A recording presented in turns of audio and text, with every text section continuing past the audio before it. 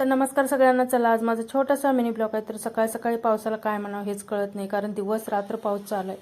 तर सकाळी तनिषला सोडून आल्यानंतर ना गरम पाण्यामध्ये अगोदर चिया सीड्स टाकून एक नाही ते पाणी पिऊन घेतलं. आणि आज 10 दिवसाचं सुतक संपलेलं होतं, म्हणून म्हणलं चला आज सगळंच देव वगैरे एक नाही स्वच्छ करायचं. देव स्वच्छ करून घेतलं आणि त्याच्याबरोबरच नाही तांबे वगैरे होते ना देवाचे, ते पण स्वच्छ करून घेतले.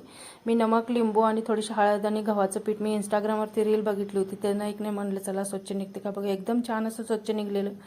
त्याच्यानंतर मग एक नाही तर थोडंसं गॅलरीमध्ये गमल्यामध्ये एक नाही झेंडूची फुलं आणि गुलाबाची फुलं होती, ती देवाला तोडून घेतली. त्याच्यानंतर छान असं स्वामींचा अभिषेक केला, देवपूजा करून घेतली. आणि आज नाश्त्यामध्ये ना रात्रीच्या 2 चपात्या उरलेल्या होत्या, म्हटलं फेकण्यापेक्षा एक नाही तोच नाश्ता करून घेऊया.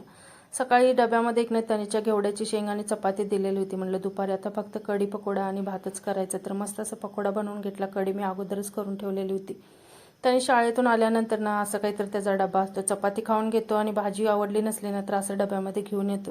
त्याला जेवण दिलं आणि त्याच्यानंतर मग संध्याकाळच्या वेळेला नाही तर नैवेद्यासाठी म्हणलं आज गुरुवार आहे तर थोडासा शिरा करूया आणि पोरं पण खातील.